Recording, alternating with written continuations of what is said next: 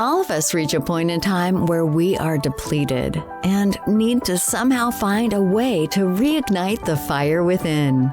But how do we spark that flame? Welcome to Reignite Resilience, where we will venture into the heart of the human spirit. We'll discuss the art of reigniting our passion and strategies to stoke our enthusiasm. And now, here are your hosts, Natalie Davis and Pamela Cass.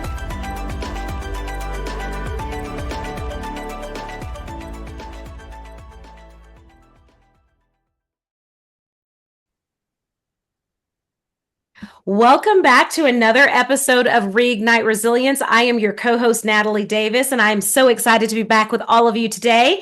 And joining me is your other host, Pam Cass. Hello, Pam. How are you today? Hello, I am fabulous. I was just looking at my calendar. Is this our last recording for the year? For the year. This is it. This is it. I know. It has been quite the year. Maybe we'll have to throw another bonus in there. I mean, it's been quite the year. We might have to. It kind of made me sad. I was like, wow. I mean, we have met some of the most incredible people over this year. And I really need to go back and look at all the people, because you and I were talking about, it's like you get on these calls and you meet somebody, and then the next day you meet somebody amazing and you're like, oh my gosh, I meet so many amazing people. I want to remember. I want to go back and relive some of these conversations. They've been absolutely.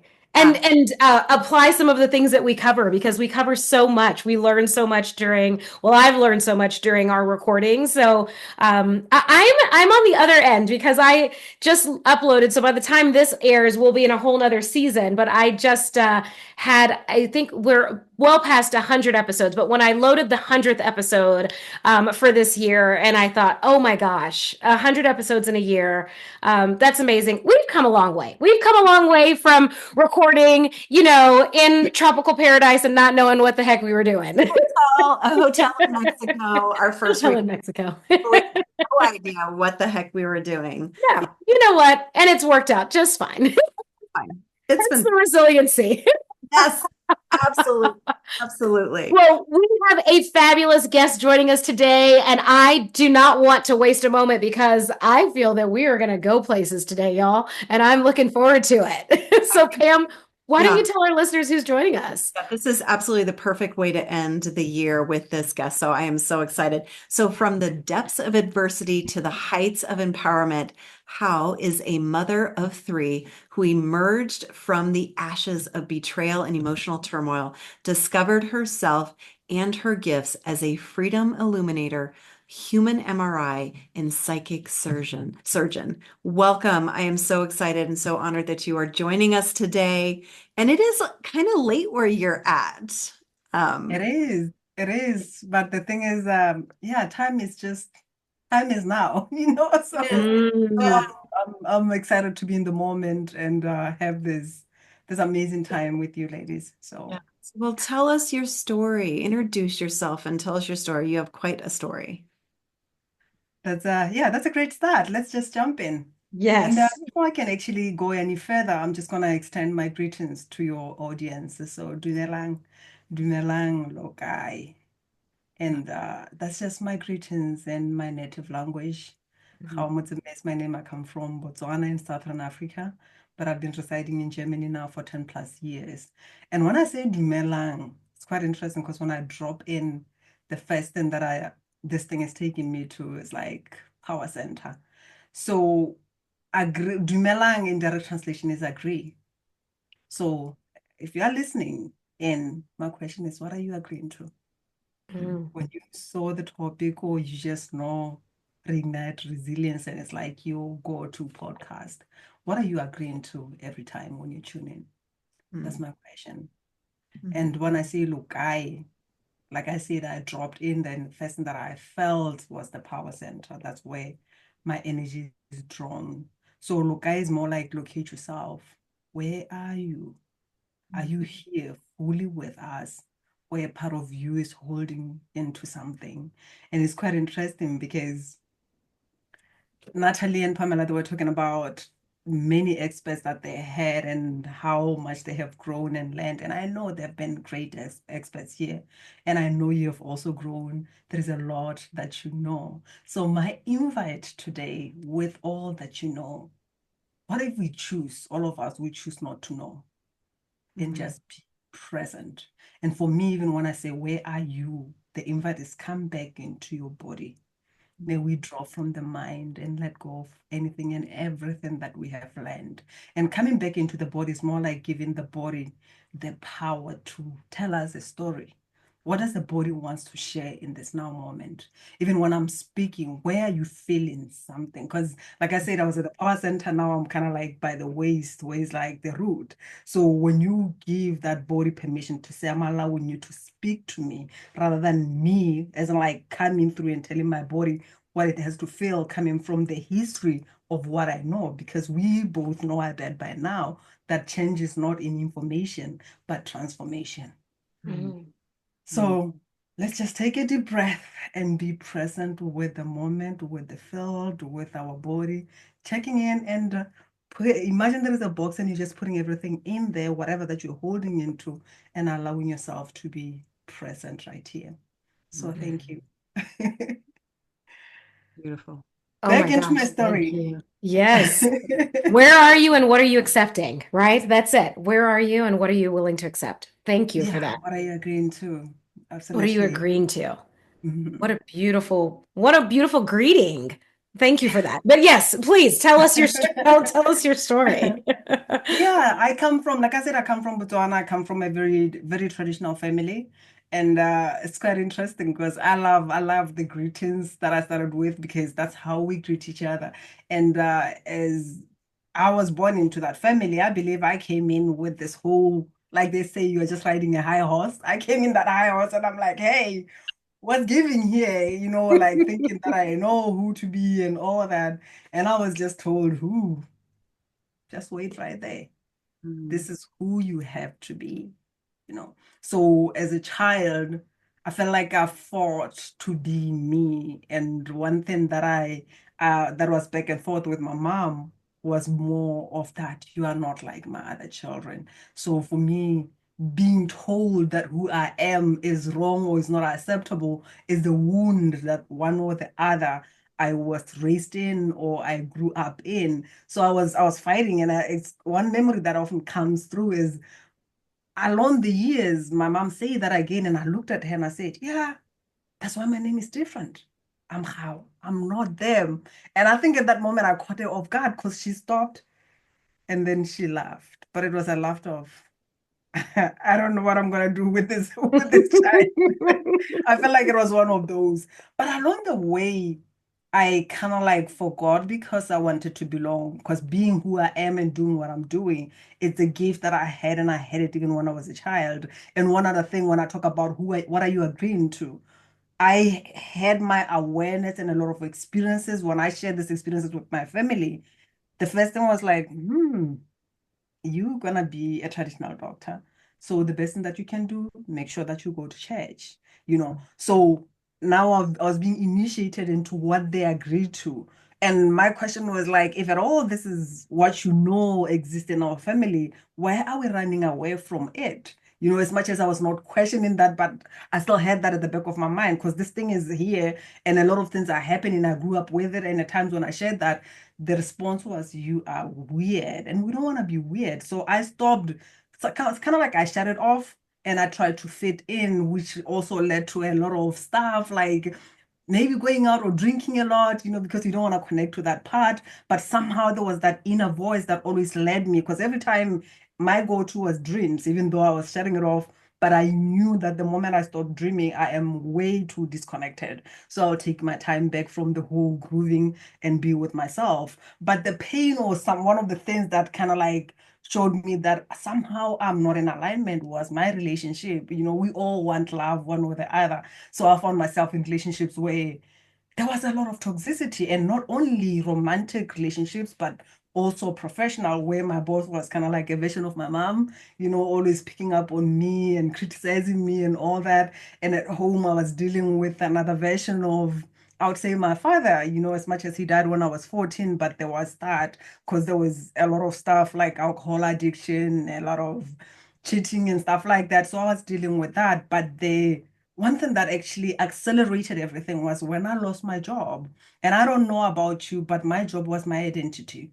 It's something that esteemed me in the society when I share that, oh, I'm an accountant and I work in this company, and everybody's like, oh, you work in this. So it was like something that, so when I lost my job, it's kind of like, who the fuck am I?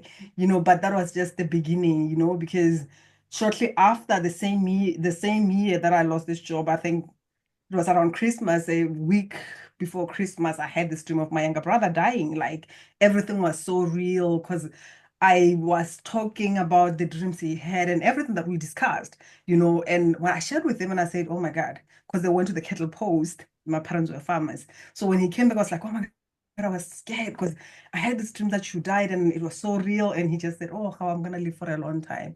And 2 weeks after the accident really happened, and for me, that was like, oh shit, as much as I had lots of things that happened and like I dreamt of things and then they happened, that was like, this was somebody who was very important to me. And I remember when I first saw him at the hospital, I knelt down and I prayed and I said, God, do whatever that you can do to make sure that he lives. And I will do what I came here to do. Because somewhere deep within me, I knew there is something that I'm running away from.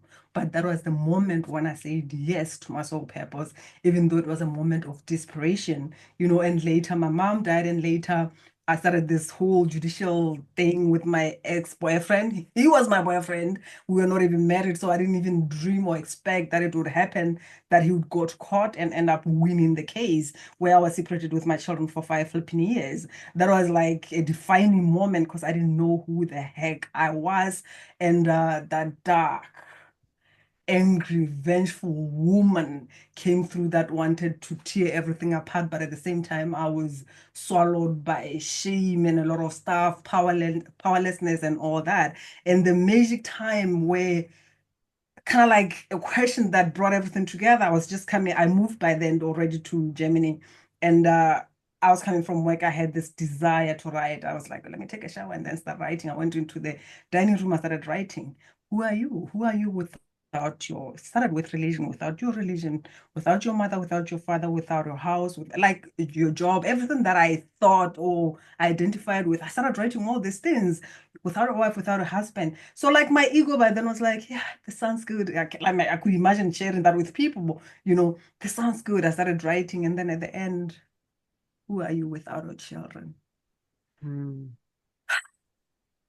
For me, that was the question that all of a sudden that pen felt like I'm holding a hot charcoal. I threw that pen and I stood up and I was like, this is for me. And the next question was, but who am I? And this is the question that I'm also extending to audience. Who are you? And because of this journey and more, this is the reason why we're having this conversation. Wow. Thank you. And thank you for taking us through the emotional places that you went through. I want to start at the end and then go back because as you pose the question, who are you without your children? Both Pam and I are moms. Pam has 3 and I have 2. And as you just asked that question, I went to a place where I wasn't sure. I was like, well, who am I without my children? Who is that person? Because they are so much of who I am and why I do what I do and how I show up in the world and why I choose to show up the way that I do in the world. And it's not a question that I've ever posed to myself. No. Yeah. I'm getting chills actually. Yeah. Oh my gosh. Well, I'd like to go back to the moment that you shared, having the dream of your brother. And in that moment, you had kind of suppressed it because you didn't want to be different or weird or, we have that desire to fit in and be accepted. Did you in that moment and during that time realize that this was your gift that was coming out, or were you still kind of dismissing this as a coincidence, like that it was just something that happen to line up. Coincidence. That's a good question. It's something that I knew. Like for instance, when we speak about the healing part of me, I've always known I'm a healer. I mean, it's flipping insane and weird at the same time as people are saying that. Yeah. Even like for instance, with this woman that I say she was like a version of my mom, I would wake up in the morning with the dream where she was shouting at me or something like that. And it happens. Like it's flipping crazy. Like it's like it's insane. Like it's a lot of things I can't even explain. At times, at times, let me just like give one silly example. Maybe I need some money and I'm like visiting my boyfriend.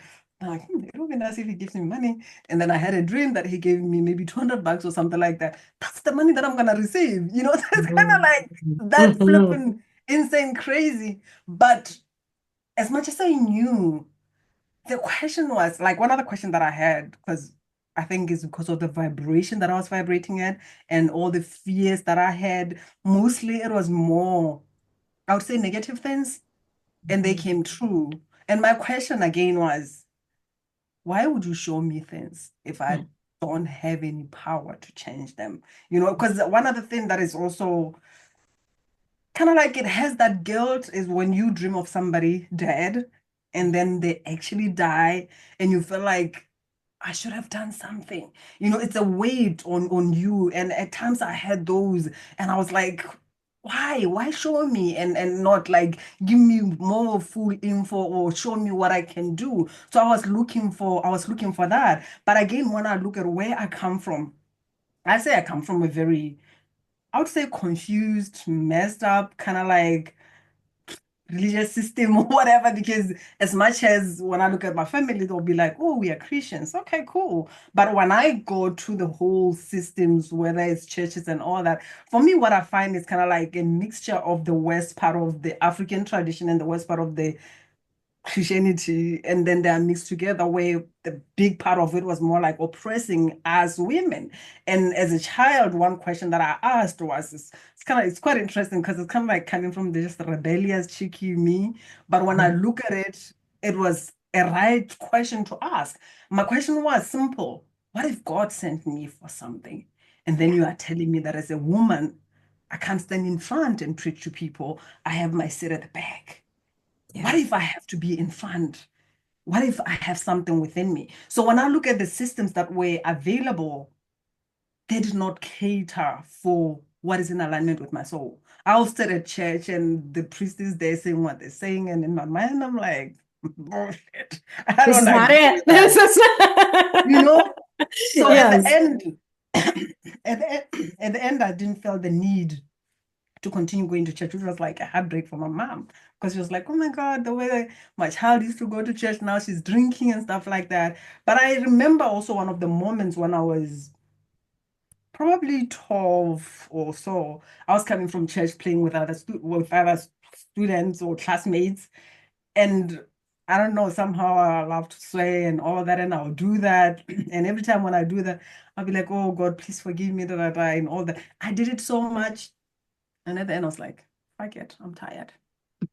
I'm tired, God. If at all I'm a sinner, then so be it, because I'm tired of this fear. I'm tired of always asking for forgiveness. I'm tired of not being free. So for me, that is like one thing that separated me with the whole religious system. But I was like open to say my way or the way that I'm meant to express this will come through. And I didn't know how that was going to happen.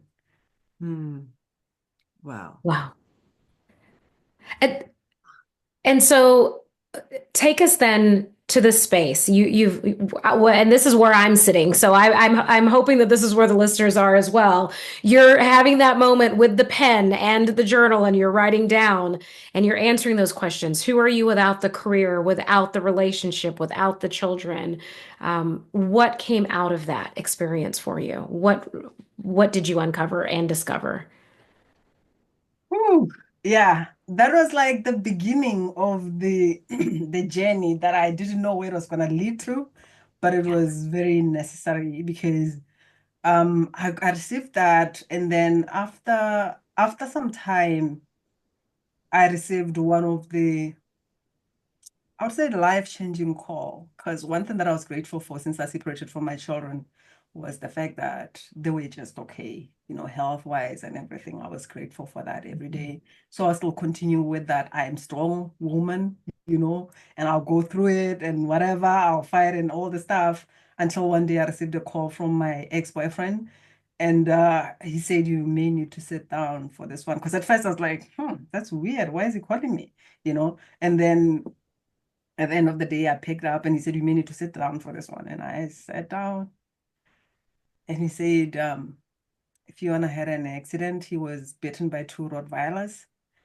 She's currently, I mean, it's my daughter. She's currently in the hospital and we don't know if she'll ever walk again. Wow. Mm. Where the only thing that could come through at the back of my mind was I'm tired of being strong. I am tired of being strong. That's like those words is what I kept saying. Mhm. But again, it was the moment where I had to let go of being in control. I have to let go of having it together. I had to let go of whatever. And I realized at that moment, it's kind of like my whole body kind of like collapsed in a way. And I felt a lot of baggage that I had, that it was all heavy. And I broke down and I allowed myself to, but at the same time, I had to pack my bags and leave. And at that time, I was married to my lovely husband, who was also not really present emotionally. At the time when I was supposed to go home, he couldn't because he was just in his own break of alcohol and all that. So now he needed to work because he was like in that 3 weeks that he normally takes of just drinking. So I found myself at the same time very much alone, yet I was married. So I had to go back and do what I needed to do and try to find ways that I can sort of like prove that here it is, this is what is happening. So I need to take my children with me. And when I got there, I tried what I tried. At the end, I got my files back from the woman who was in control or monitoring this case from the hospital, the social worker. And she said, how this is a spiritual case. It's very simple. If you were meant to have your children, you would have gotten them. But you are fighting a spiritual war. And she gave me back the files. And at the end, I came back to Europe by myself. At the time, there was still that anger and all that. And one of the things that came through in one of my meditations, you need to forgive. And I just laughed, like I'm laughing, but the crazy laughter with tears rolling down. And I'm like, whatever, fuck you think you are. Well, you flipping crazy. Forgive? What are you talking about? Yeah. Forgive everyone involved in this case. I'm like, do you really know how I feel? Do you really know what happened? And the question was just still the same. What Doesn't if this matter. happened? What Yeah. if Still this forgive. happened when the children were with you? What were you gonna do? And another thing was, do you really want your children back? And that caught my attention, like, and I said, yeah. But at that moment, I was just like, I don't know how to forgive. I don't know. And that was like my honest truth. And I was just guided to always show up in my meditation and be open. Because the question was just that, are you willing? And I'm talking about forgiveness because forgiveness is a life changer.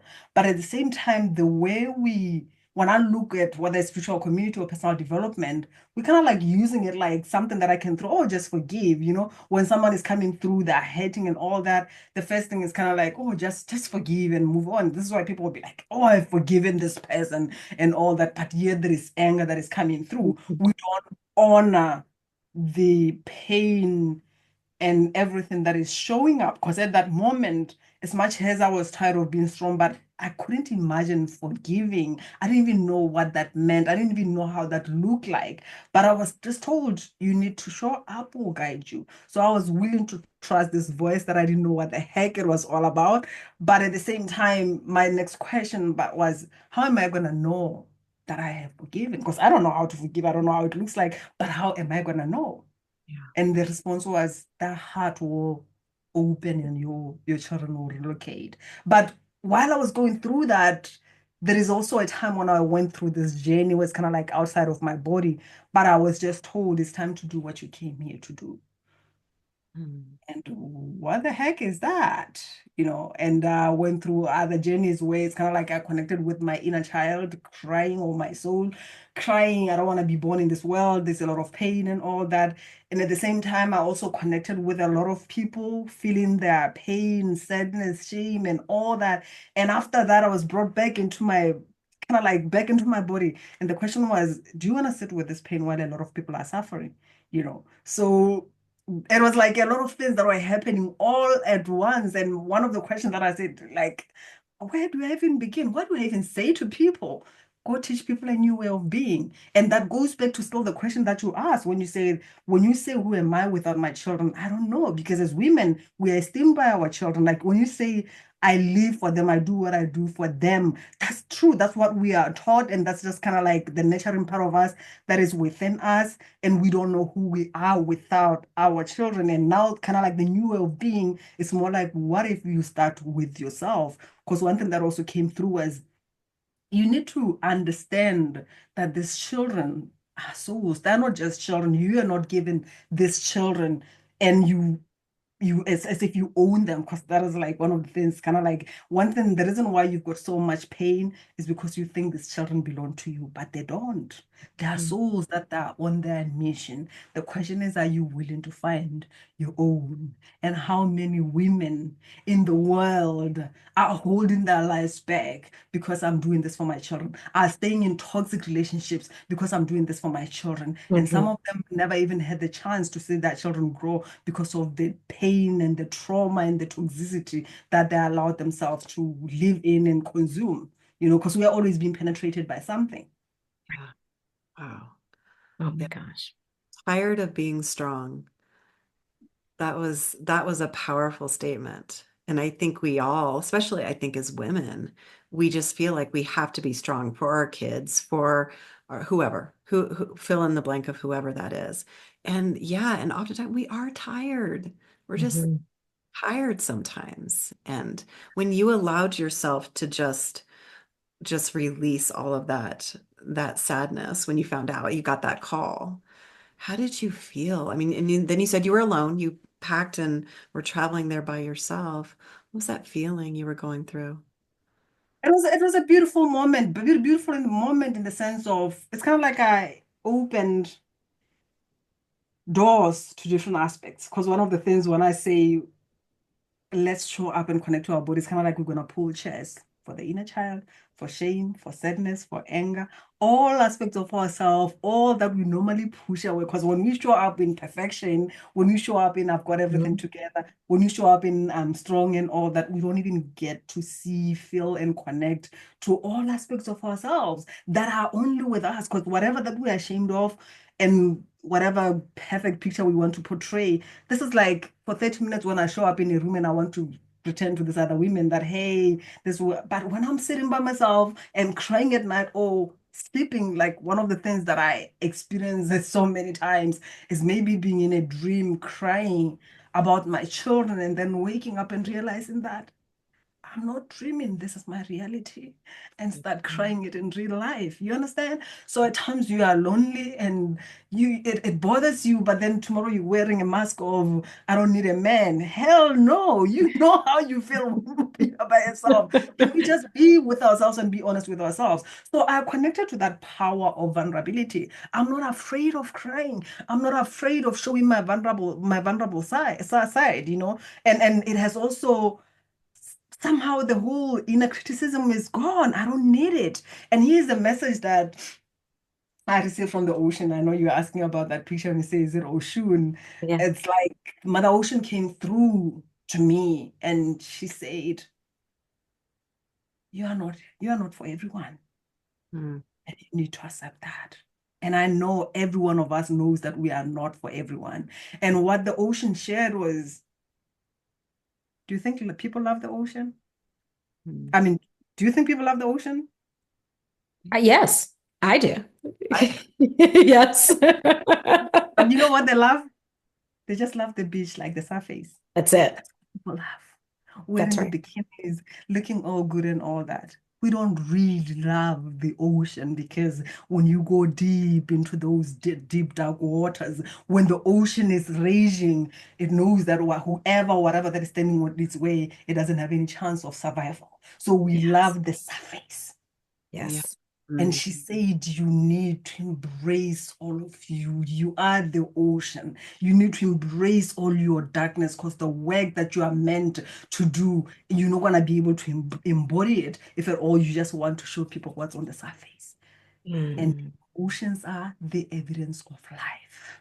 What are we going to show? When we look back, what is that we're going to show? What is it that we're going to embrace? We're going to embrace how we felt. Some people are going to talk about us and say, she was a bitch. And it's fine. You understand? So we better be that. And it's also a filter. Who gets to be in my space? Are you going to, even when it comes to a partner, husband, lover, whatever, are you going to love me even in my ugliest moment? Or you just love me when I'm smiling? Right? And this takes me again, even when I talk about, for instance, sexual energy, right? That we love sex and we love the whole thing that, oh, I had an orgasm and all that. But on the other hand, is more like the mental part of it.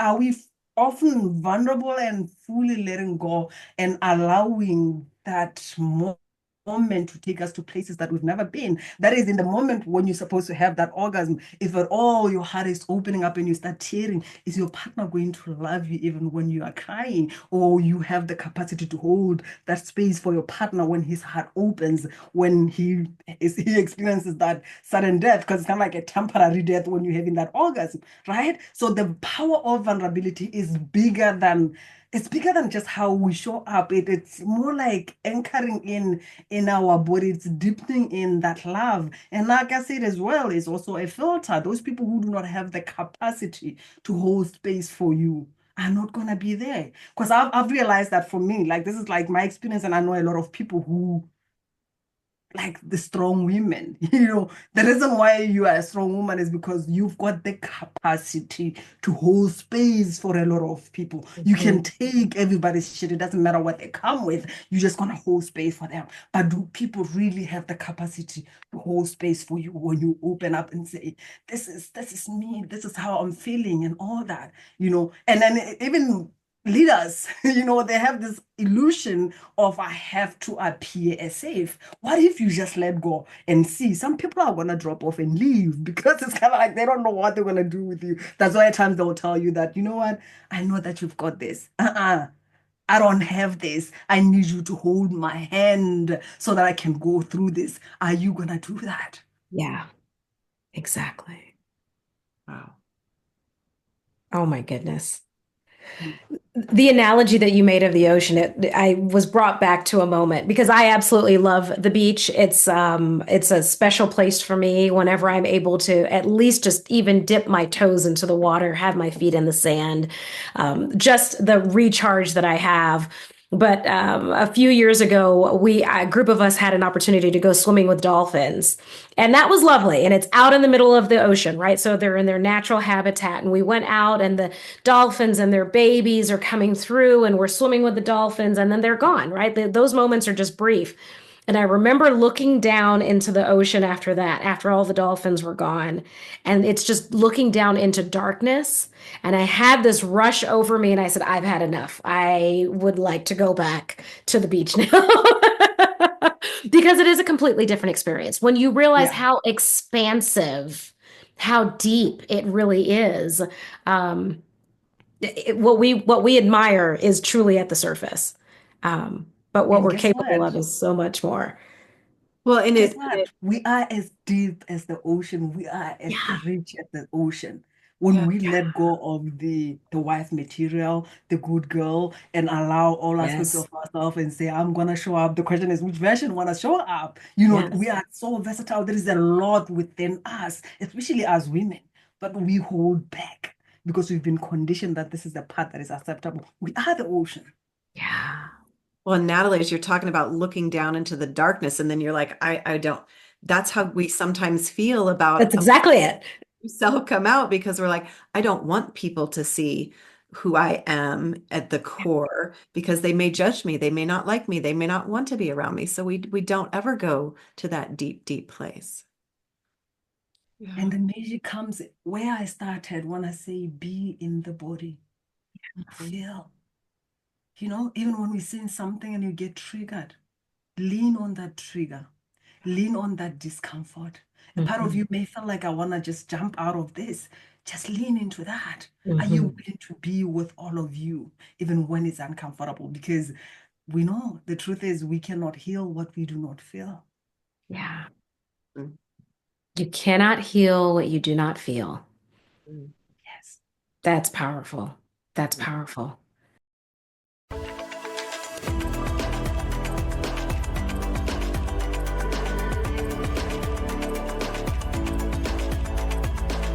Thank you for joining us today on the Reignite Resilience podcast. We hope you had some aha moments and learned a few new real-life ideas to fuel the flames of passion. Please subscribe on your favorite streaming platform, like or download your favorite episodes, and of course, share with your friends and family. We look forward to seeing you again next time on Reignite Resilience.